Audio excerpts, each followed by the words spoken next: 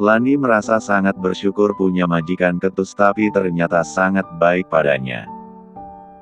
Padahal ia baru kerja sehari tapi uang yang dikeluarkan Sean untuknya tak pernah Lani bayangkan sebelumnya. Saya berjanji akan merawat Tuan dengan baik. Tuan sudah sangat baik pada saya dan ibu. Lani mengusap sudut matanya. Ia menangis sambil menunduk. Sean enggan melihat seorang perempuan menatapnya. Sean sungguh menyukai sikap Lani. Lani tetap sopan meski Lani berpikir dirinya tak bisa melihatnya, tapi kesantunan Lani tidak Sean temukan di perawat-perawat sebelumnya. Mereka berani menatap mata, bahkan tak ada gestur tubuh kesopanan. Lani berbeda. Lani tak berani menatap matanya, ia lebih sering menunduk dan membungkuk hormat. Aku membutuhkan tenagamu untuk merawatku, jadi apapun yang menghalangimu untuk sampai ke rumah ini, akan aku singkirkan. Ucap Sean tegas. Lani merasa sangat bersyukur punya majikan ketus tapi ternyata sangat baik padanya. Padahal ia baru kerja sehari tapi uang yang dikeluarkan Sean untuknya tak pernah Lani bayangkan sebelumnya. Saya berjanji akan merawat Tuan dengan baik. Tuan sudah sangat baik pada saya dan ibu. Lani mengusap sudut matanya. Ia menangis sambil menunduk. Sean enggan melihat seorang perempuan menangis. Hatinya tak kuat. Ia selalu teringat maminya yang telah tiada. Jangan menangis di depanku, sentak Sean. Lani segera berdiri tegak lalu kembali mendorong kursi roda Sean mengelilingi taman. Jam berapa sekarang? Tanya Sean. Jam 10 pagi, Tuan. Kenapa tak ada hangat matahari? Tiba-tiba saja mendung, sahut Lani. Wajah Sean meredup. Ia benci hujan. Tiara mamanya pergi meninggalkannya saat hujan deras membasahi bumi. Bawa aku masuk rumah, titah Sean. Lani menurut. Kau masih pakai gelang yang kuberikan? Iya, masih Tuan. Jangan pernah kau lepas. Lani melirik gelang emas permata yang menghias pergelangan tangannya. Ia tersenyum senang meski heran dengan pemberian Sean yang dirasa terlalu berlebihan. Gelang ini awalnya pasti bukan untuk saya. Sok tahu, sahut Sean. Masa iya Tuan mempersiapkan gelang semahal ini untuk seorang perawat baru? Sean diam. Gelang itu memang untuk Sharon, gadis yang sebetulnya dia suka. Tapi pemandangan tadi pagi sungguh mengejutkannya. Sharon bermain api terang-terangan di depannya. Pasti untuk Nona Sharon, cicit Lani. Sean tetap diam. Ia tak mungkin menunjukkan kekecewaan dan kemarahannya pada Sharon di depan Lani. Sean tetap berpura-pura tak tahu apa-apa tentang pengkhianatan Sharon. Sudah, jangan suka sok tahu. Antarkan aku ke kamar. Aku mau tidur siang sebentar. Jam 12:30 kau harus bangunkan aku. Jadwal makan siangku tak boleh telat. Baik, Tuan. Di kamar, Lani membantu Sean menuju tempat tidurnya yang empuk dan besar. Menyalakan musik klasik dengan suara pelan. Panggilkan Susana, titah Sean. Lani keluar kamar memanggil Susana di ruangan kerjanya. Susana terbelalak melihat gelang yang ia beli kemarin atas titah Sean. Gelang mahal itu untuk perawat baru ini. Bukannya untuk Nona Sharon.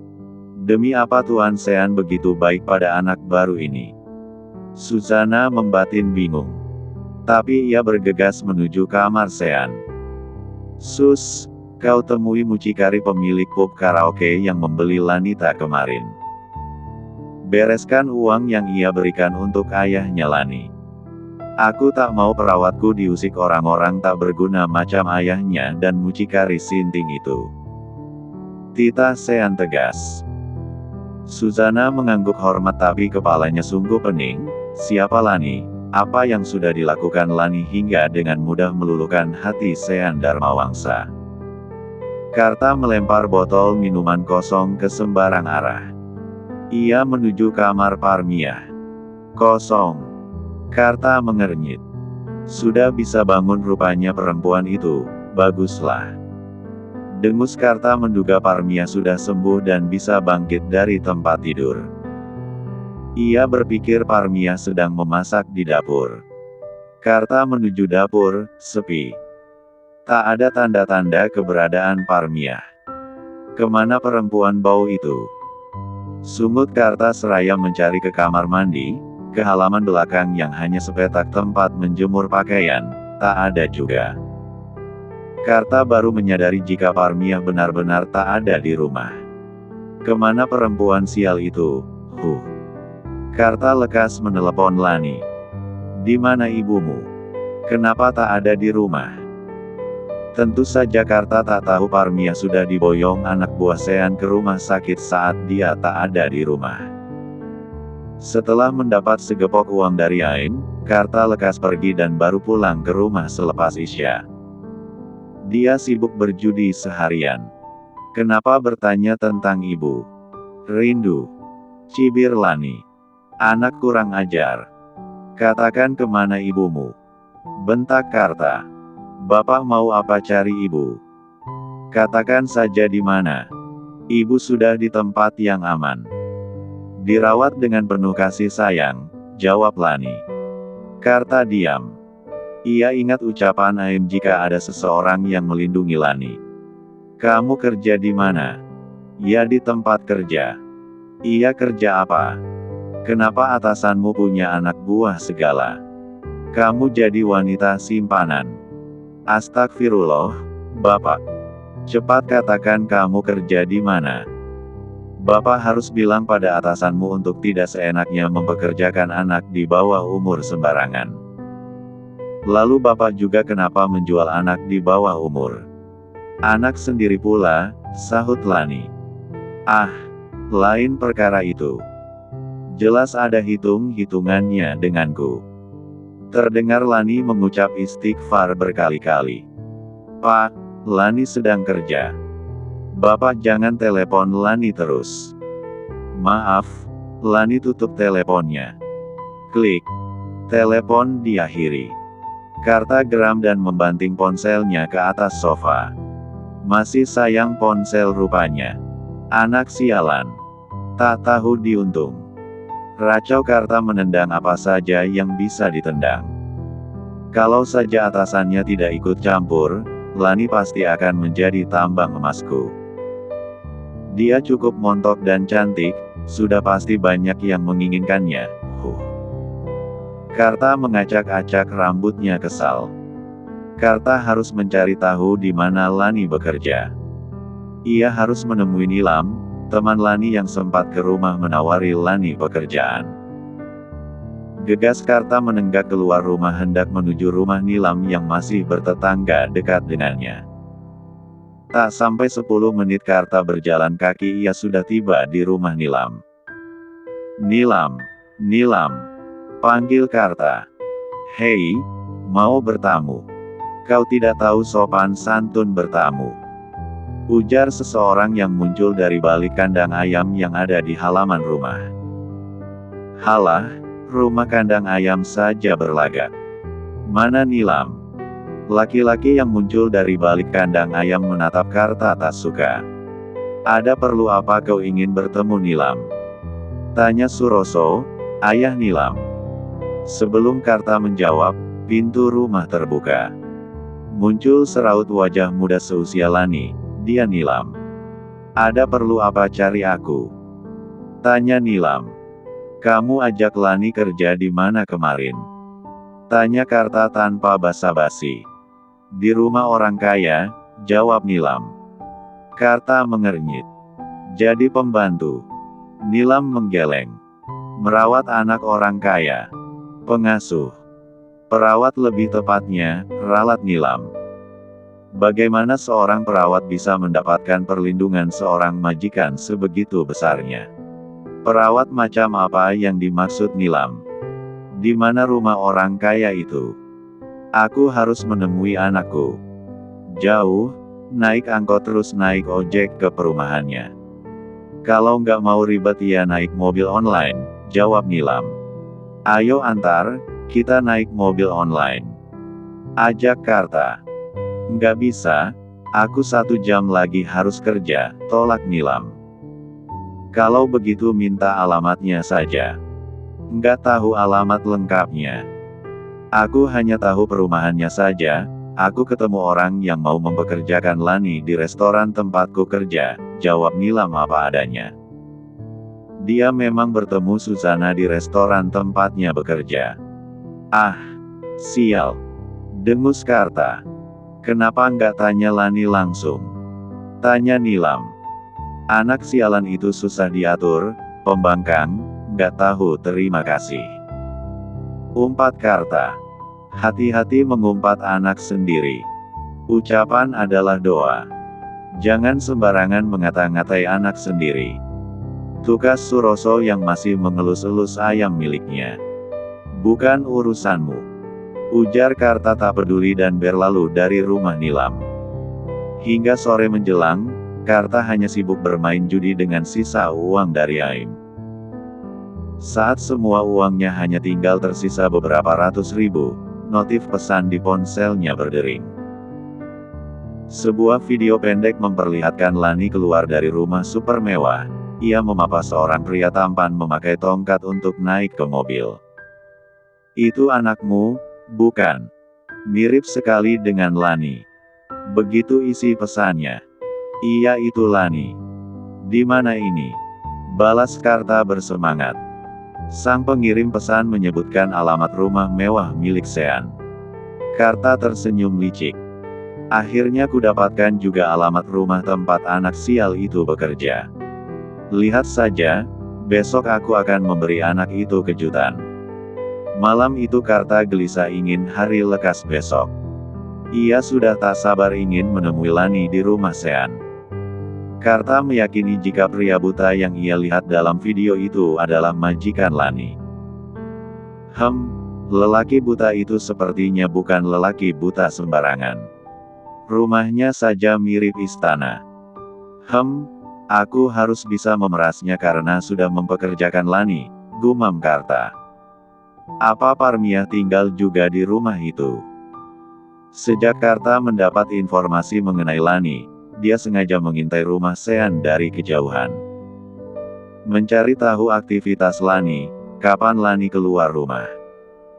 Kebetulan 3 hari sejak Karta mendapat video Lani dari kawannya, Lani meminta izin Sean untuk menjenguk Parmiah di rumah sakit. Karta yang sengaja menyewa motor kawannya dengan mudah bisa mengikuti Lani. Lani menggunakan jasa ojek online dan berhenti di pasar untuk membeli buah-buahan. Lani.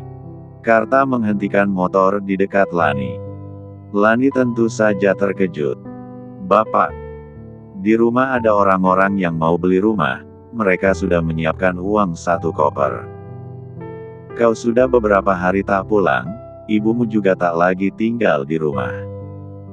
Aku butuh tanda tangan ibumu untuk menjual rumah.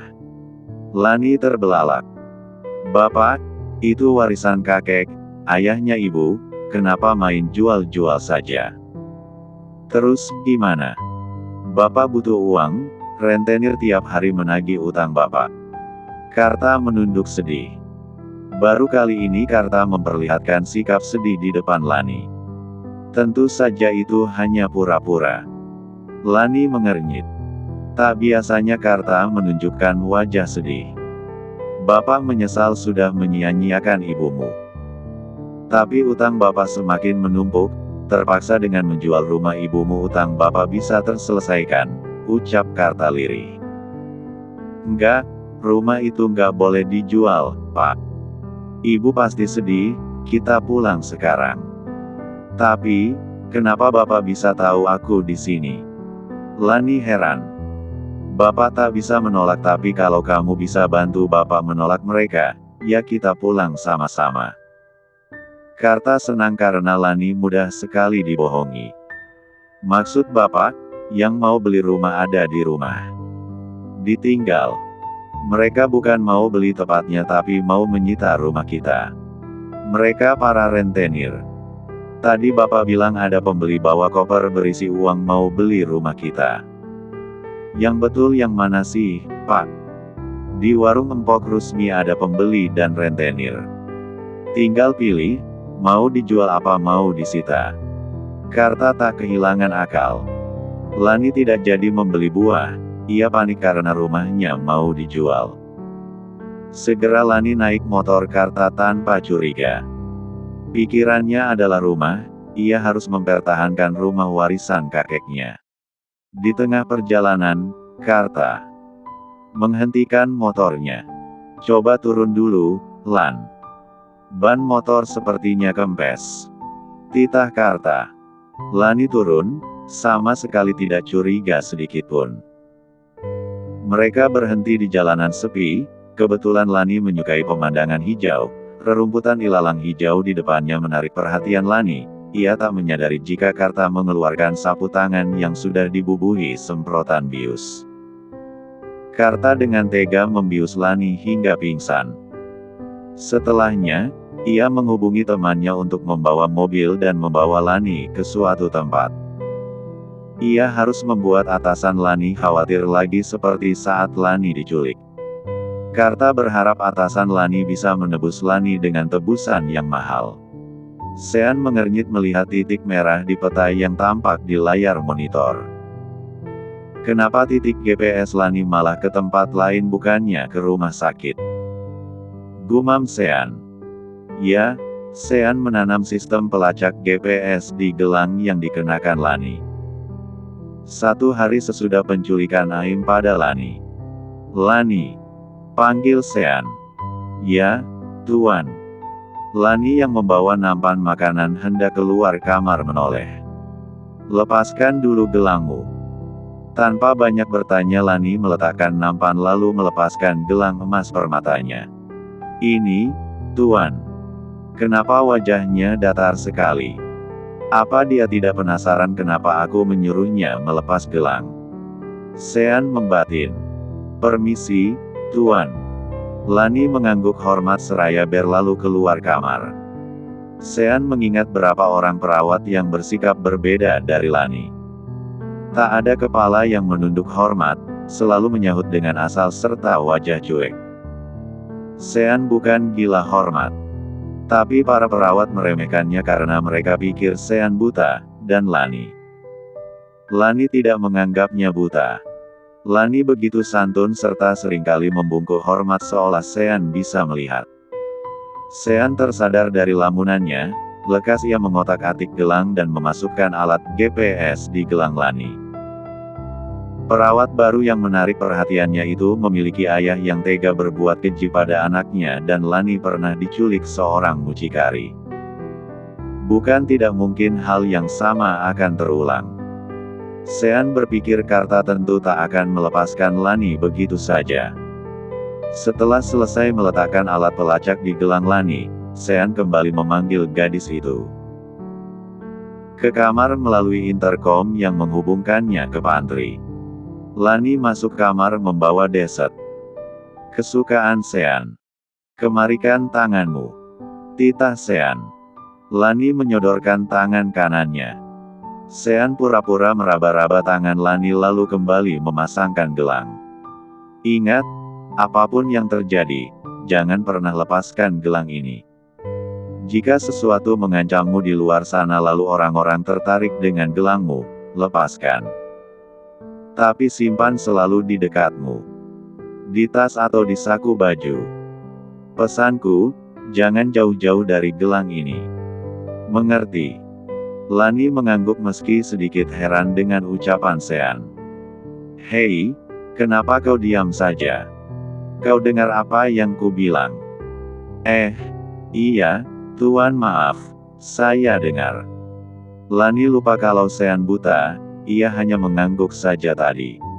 Sean tersenyum puas. Sebetulnya Sean melihat anggukan Lani dan hal itu membuat Sean senang.